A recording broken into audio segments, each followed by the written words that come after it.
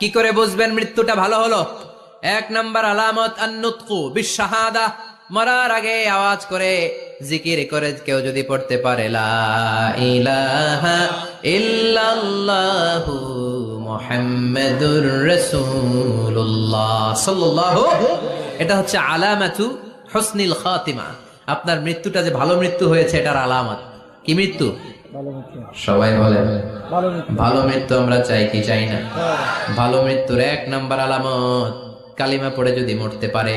বিশ্বনবী বলেন মান কানা আখিরু কালামিহি লা ইলাহা ইল্লাল্লাহ, যে ব্যক্তির সর্বশেষ কথাটা হবে, বাক্যটা হবে লা ইলাহা ইল্লাল্লাহ, দাখালাল জান্নাহ, সে জান্নাতি হয়ে যাবে।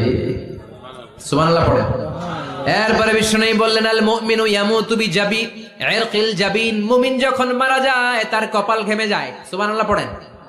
হাত ঘামে না, পা ঘামে না, মুমিনের কপাল ঘামে।